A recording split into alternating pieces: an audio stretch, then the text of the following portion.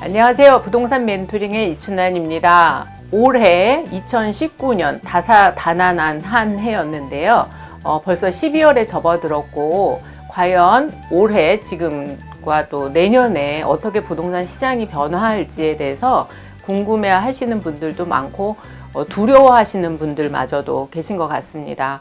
부동산 시장이 올해 계속 꾸준히 상승을 했고, 그 다음에 보통 계절적인 요인을 봤을 때 작년에 비해서 지금 상승장이 사그라들지 않고 있는 상황이에요. 그러다 보니까 우리가 2020년도에는 부동산 투자를 하려면, 아니면 지금 연말에 부동산 투자를 하려면 어떻게 해야 되는지에 대해서 한번 이야기해 보겠습니다.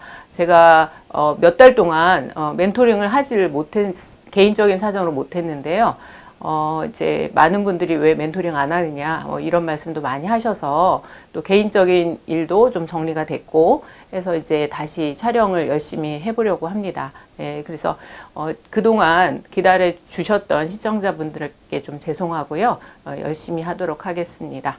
2020년을 어떻게 준비해야 될 거냐라는 이슈를 한번 풀어보면 좋은데요.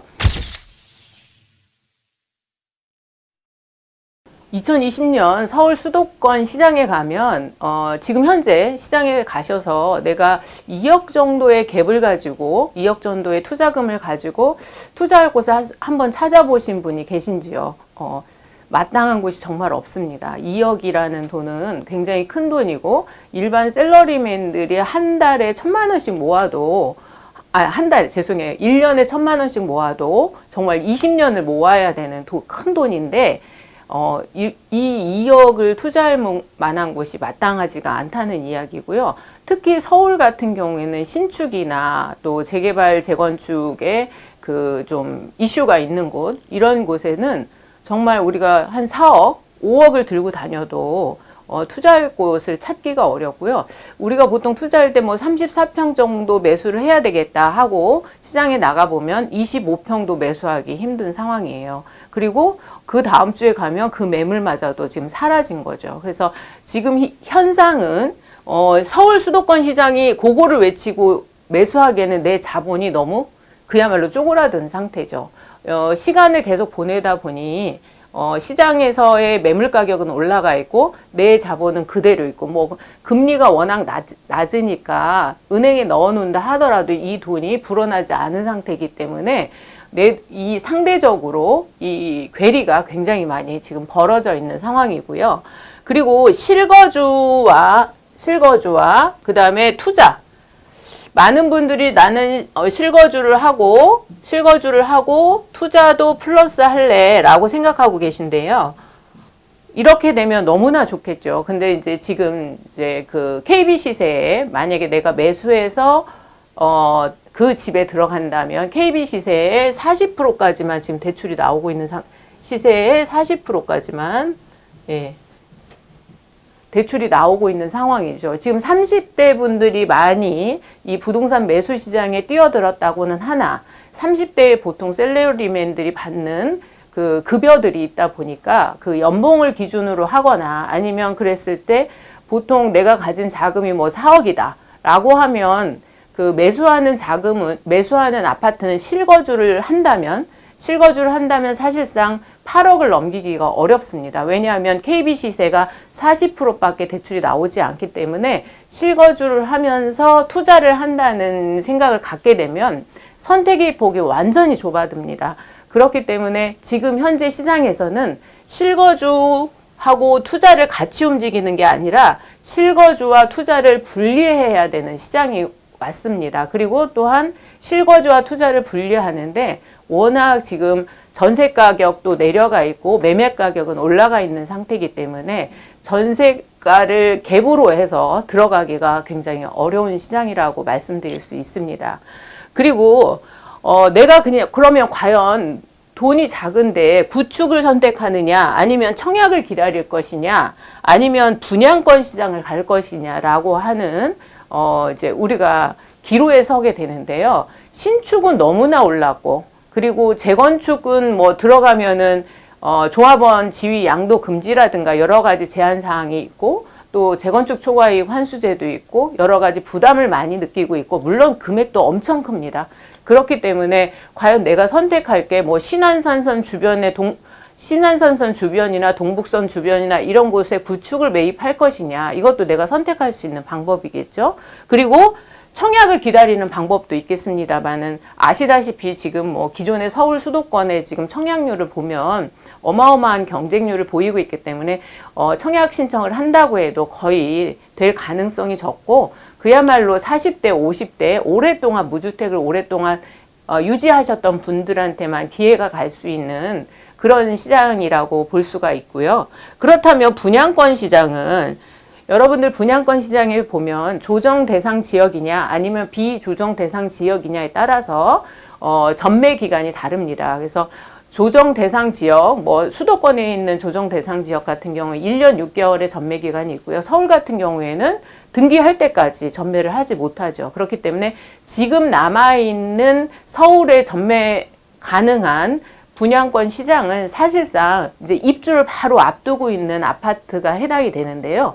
그 아파트 같은 경우에는 대부분 분양 가격의 2배 정도의 가격이 올라가 있기 때문에 매수하기 굉장히 부담스럽고, 또 전세금은 전세를 우리가 맞춰서 매수한다 하더라도 그런다 하더라도 이미 투자금이 뭐 7억, 8억, 심지어는 10억을 넘어가는 그런 경우까지가 볼 수가 있습니다.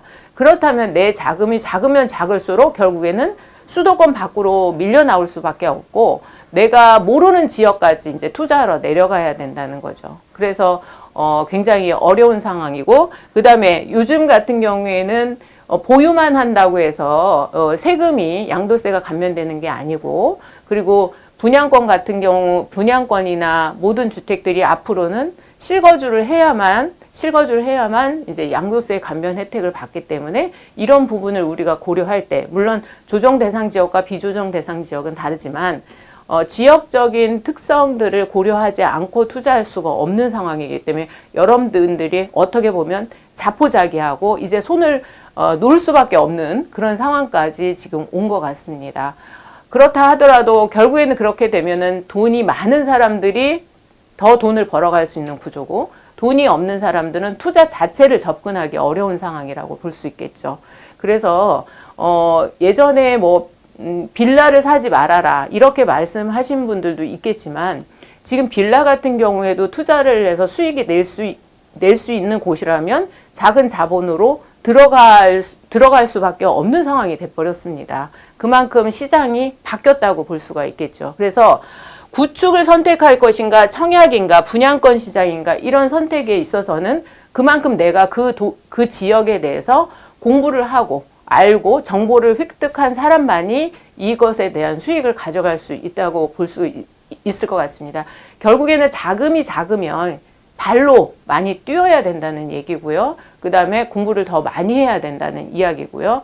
또 개중에 중개사님이 될 수도 있고, 아니면 투자자의 지인이 될 수도 있고, 아니면 경매시장이 될 수도 있고, 지금 보통 정상적인 부동산 시장 외에 시장에서 주변에서 매물 선택하는데 굉장히 혼란스럽게 오히려 좋지 않은 매물을 추천하는 경우도 많은데, 그런 거를 변별하는 결국에는 변별하는 능력이 있어야 하는데, 그게 부족하신 분들은 오히려 이제 그야말로 물리는, 한번 그걸 어렵게 매수를 했는데 결국에 팔리지도 않는 그런 매물을 선택하는 정말 비극적인 일이 지금 최근에 일어나고 있는 것 같습니다. 많은 분들이 좀 싸다, 그리고 여기가 뭐 해서 뜰 거다라고 잡았는데 결국엔 팔리지도 않고 주택수만 늘리는 그런 결과를 낳고 있고, 앞으로 지금 주택시장이 계속 고고고 하기에는 굉장히 부담스러운 시장이 되어버렸습니다. 그리고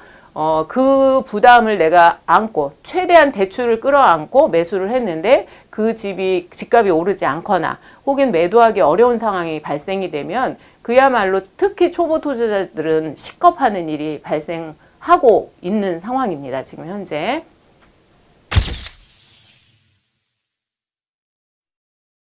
네, 그래서 지금 현재 굉장히 중요한 사항들은 현재 내가 보유하고 있는 부동산을 검토를 하는 시간이 필요할 것 같습니다. 보유 기간을 얼마나 할 건지, 지금 내가 매도를 할 건지, 그러려면 그냥 매도하는 게 단순하게 1주택자들은 사실상 걱정할 필요가 거의 없죠.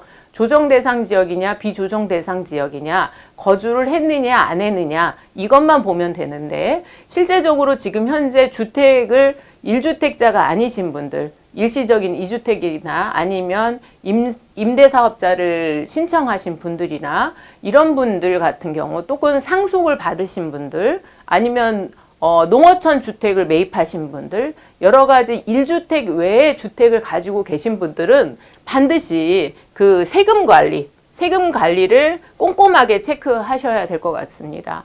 임대사업자를 갖고 있는 주택을 갖고 1주택을 비과세를 받으려고 하셨던 분이 최근에 굉장히 당황스러운 일이 있었는데요. 임대사업자 주택이 있었고요. 그 다음에 내 1세대 1주택, 거주주택이라고 하죠. 예, 거주주택이 있었습니다. 예. 근데 이 거주주택을 매도하려고 했었는데, 실상 이분은 여기서 1년만 실거주를 했었고요. 계약금을 받을 상황이었는데, 사실 임대사업자 주택을 가지신 분들은 반드시 2년 이상, 2년의 실거주 요건을 맞춰야만 이 주택에 비과세를 받으실 수 있기 때문에, 지금 앞으로 임대사업자를 하면서 주택에 투자를 더 추가로 하시거나 아니면 내 주택을 매도할 때 굉장히 지금 이제 혼란스러운 일들이 발생할 것 같습니다. 그리고 임대사업자인 경우에 이번에 만약에 우리가 이제 그 10월 이후에 과태료 부분도 변경이 됐고요. 그 다음에 신고, 세입자가 바뀌어서 신고를 한다든가 이런 부분도 굉장히 과태료가 많이 늘어났기 때문에, 여러분들이 버는 것보다 과태료로 지출할 수 있는 그런 위험성도 있기 때문에, 지금 세금 관리 또 임대사업자의 연관성을 여러분들이 꼭 체크를 하시고요. 그리고 이제 최근에 다주택자들이 여러 가지 이제 압박을 그 정부에서 하고 있는데, 임대사업자를 꼭 해야 되는지라는 부분도 검토를 하셔야 될 것 같습니다. 보통 임대사업자를 하는 이유는 우리가 여러 가지 혜택이 있었고, 특히 양도세 감면 혜택이 많았는데요. 예, 감면 혜택. 양도세 감면 혜택이 많았는데, 일부의 투자자 분들을 보면 그렇게 양도세가 많이 올라가지 않을 주택을 매수해서 이거를 임대사업자로 하는 경우가 있습니다. 임대사업자 같은 경우에는, 그 재계약 갱신 시 5% 상한에 있고, 그 다음에 양도세 감면을 한다는 그 혜택은 있지만 그런 제한들이 많기 때문에, 만약에 이 집이 많이 이렇게 가격 상승이 올라가기 힘들다라고 하면 그 주택을 굳이 임대사업자를 해야 되나라는 부분도 검토를 하셔야 될 것 같아요. 그러니까 주택을 함부로 많이 사지 말아라 라는 게 제 요점이에요. 주택수를 함부로 늘렸을 때 내가 받는 불이익은 상당하고, 지금 본 거주주택에 대한 세제 혜택이라든가 이런 거를 방해할 수 있기 때문에, 여러분들이 좀 더 야무진 주택으로 옮기거나 아니면 야무진 주택을 보유하는 전략을 반드시 이제 만드셔야 될 거라고 생각을 하고요. 그리고 이제 많은 분들이 이제 예를 들어서 내가 송파에 거주를 하고 송파 주택을 갖고 있으면 더 투자를 하고 싶다라고 하시면, 제가 이제 다른 지역도 추천을 하죠. 왜냐하면 그분이 준비한 자금이 송파에 투자하기 어려울 수도 있잖아요. 그런데 많은 분들이 하는 말이, 아는 지역에 투자라는 거는 당연한 이야기예요. 아는 지역에 내가 이쪽에 도로가 있고 저쪽에 거주 환경에 학교가 뭐가 있고 이런 걸 너무 잘 알고, 병원이 어떻고, 그리고 걸어서 몇 분이고 뭐 이런 거 너무 잘 알잖아요. 자기가 아는 동네들은. 그래서 아는 동네 투자하면 좋은데, 아는 동네 투자할 만큼 자금이 있으면 괜찮지만 그렇지 않은 경우도 많습니다. 그러면 아는 지역에 투자할 곳이 없다면 모르는 지역, 새로 떠오르는 지역이거나 추천하는 지역을 공부를 하셔야 돼요. 공짜 점심 없습니다. 예. 내가 수익을 내고 싶으면 정말 끈질기게 공부를 해야 되는데, 많은 분들이 그 부분에 있어서는 나는 그 동네는 몰라서 싫어요 라는 그 말 한마디로 그냥 정리를 하고 오히려 내가 아는 지역에 수익이나 투자성이 낮은 매물을 선택하는 경우도 많거든요. 물론 그렇게 하니까 수익을 많이 내는 그 고수들이 더 수익을 많이 낼 수밖에 없죠. 왜냐하면 그 고수들이나 투자를 잘하는 분들은 우리나라 전체 지역을 전체를 종횡무진하면서 사실 투자를 하고 있기 때문에 아는 곳만 고집하는 분들이 오히려 그런 분들한테 기회를 주는 게 아닌가.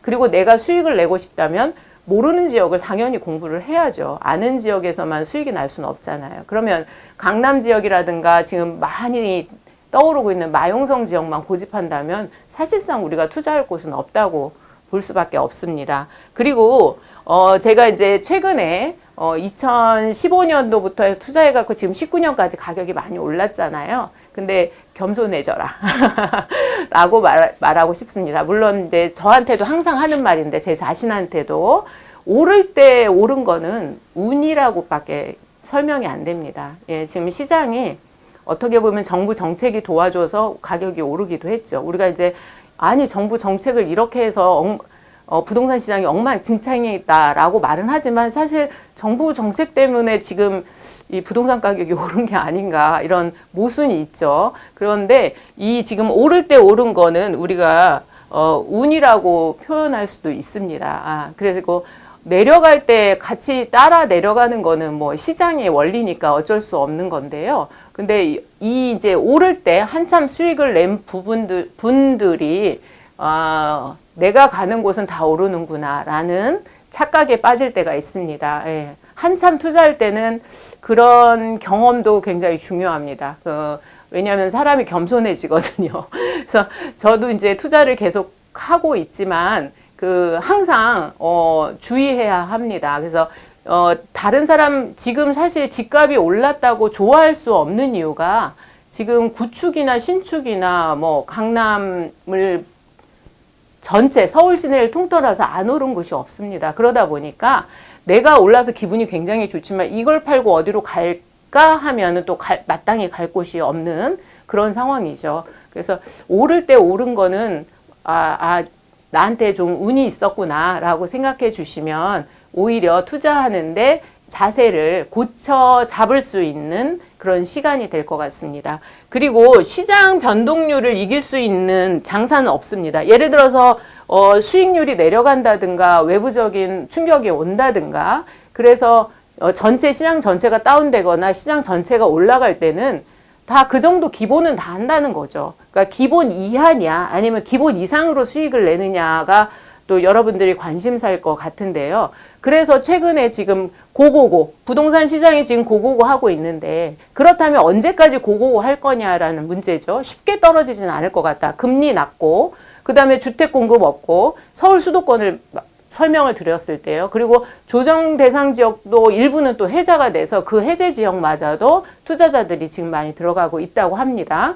그런데 이런 상황에서 그렇다면 시장 변동률이 그러면 내려가지는 않을 것 같은데 죄송합니다. 그렇다고 막 올라갈 거냐라는 문제죠. 그런데 만약에 정말 지금 미국 시장이나 우리나라 시장이 정치 경제 전반적으로 봤을 때 어떤 외부적인 충격이나 어려움이 있다고 하거나 특히 가장 큰 변이는 정부 정책입니다. 정부 정책. 우리가 정부 정책이 나올 때마다 이게 용암이 끓듯이 막 끌어올리거나 아니면은 결국에는 정부 정책이 어떻게 나오느냐에 따라서 부동산 시장이 또 식을 수도 있기 때문에 그렇다면 내가 지금 가지고 있는 부동산 매물이 많이 올라갔다고 하면 굉장히 좋지만 떨어질 때 덜 떨어질 수 있느냐도 다시 한번 봐야 된다는 거죠. 그래서 제가 아까 말씀드린 것처럼 구축을 선택할 거냐 분양권 시장을 선택할 거냐 뭐 이런 이야기를 드린 거는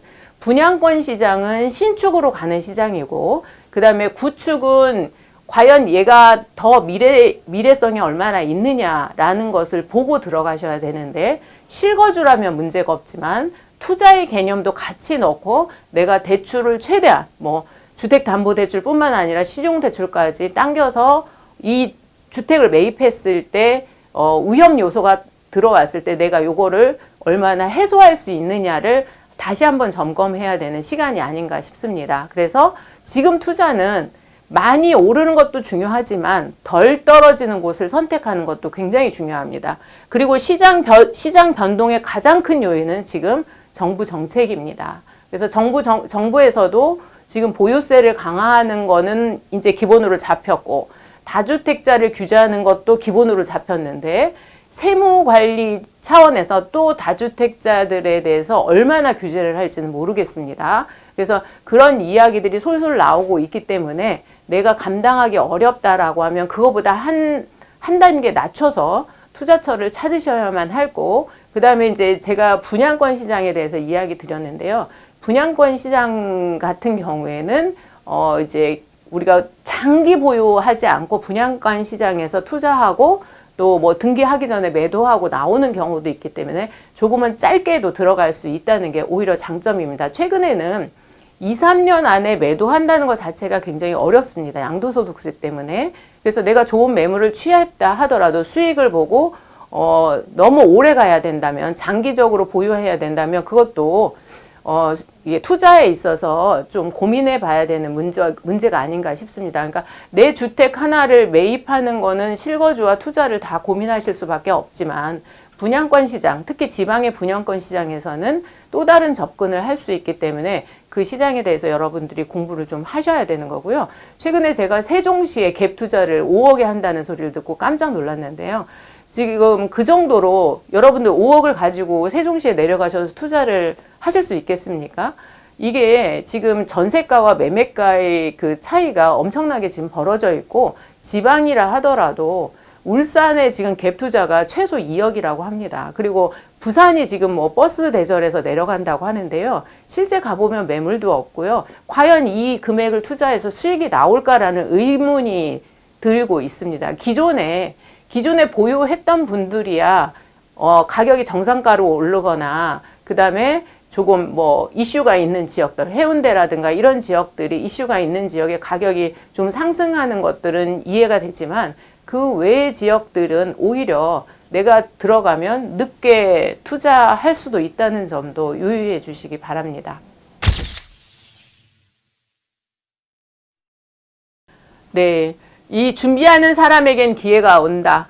준비하지 않은 사람들은 기회가 오는지도 모릅니다. 그리고 끝까지 남는 자가 이기는 사람입니다. 여러분들이 15년도 제가 최근에 어떤 상담을 받았냐면, 이제 모 재개발 지역에 매물을 매수하신 분이 경제 TV 상담을 신청하셨는데, 그쪽에서 그 매물이 좋지 않으니 계약금을 포기하고 해지하라는 그 전문가의 그 조언을 들으셔가지고 깜짝 놀래가지고 오셨더라고요. 근데 지금 재개발 지역 같은 경우 저도 굉장히 미래 가치가 높게 평가하고 있는 지역인데, 이게 결국에는 어떻게 말하면 실력이 있어야 돼요. 그러니까 그 지역의 가격이나 그 지역의 흐름, 그 다음에 그 지역의 미래 가치를 잘 파악해야 되는데, 이제 매수하신 분도 고민을 하고 매수를 했겠지만,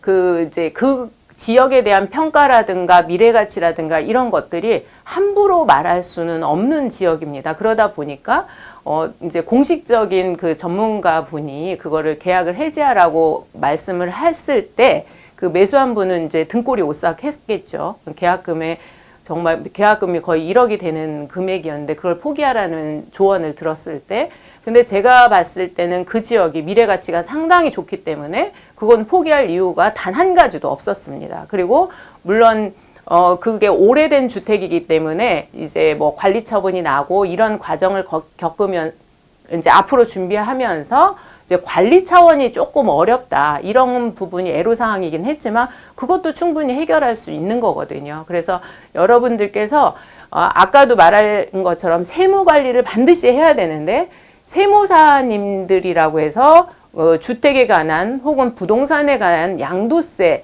대해서 아니면 보유세에 대해서 다 아시는 게 아니거든요. 그렇기 때문에는 그 분야에, 예를 들어서 부동산 분야의 세무 관리를 하시는 분한테 여러분들이 물어보셔야 돼요. 물어보시고 상속받았을 때도 그런 것을 관리하시는 세무사님들, 전문가한테 물어보셔야 되는데 네, 다 전문가라고 하니까 모든 막 유튜브에서 나와서 다 전문가라고 하니까 이제 그 시청하시는 분들도 변별력이 그 떨어질 수밖에 없죠. 그렇게 되면은 여러분들이 결국엔 여러분들이 공부하고 계시면 여러분들이 봤을 때 누가 정말 실질적인 전문가인지 파악할 수가 있거든요.